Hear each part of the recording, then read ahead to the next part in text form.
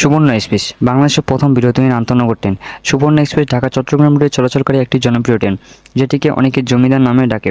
এটি বাংলাদেশের প্রথম বিরতিহীন আন্তনগর ট্রেন, যা 1998 সালে 14 এপ্রিল উদ্বোধন করা হয়। এই ট্রেনটি চালুর আগে একই রুটে মহানগর এক্সপ্রেস 701, 702 নম্বরে চলাচল করত। সুবর্ণ এক্সপ্রেস চালু হওয়ার পর সেই নম্বরটি সুবর্ণকে দেওয়া হয় এবং মহানগর এক্সপ্রেসকে নতুন করে 721, 722 নম্বরে চালু থাকে।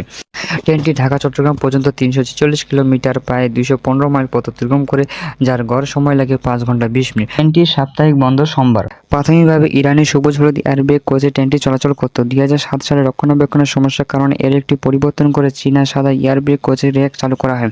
এতে 18/36 লোডে চলাচল করতে মোট আসন সংখ্যা ছিল 899টি।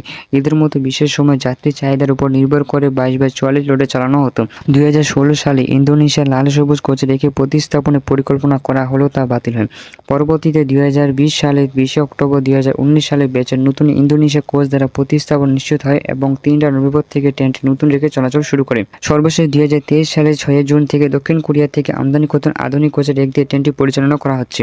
সুবর্ণ এক্সপ্রেস বর্তমানে 18টি কোচে চলাচল করে, যার মধ্যে 8টি এসি চেয়ার কোচ, 7টি শোভন চেয়ার কোচ, একটি পাওয়ার কার, 2টি শোভন চেয়ার প্লাস গার্ড ব্রেক এবং খাবার সরবরাহের কোচ রয়েছে। মোট আসন সংখ্যা 890টি।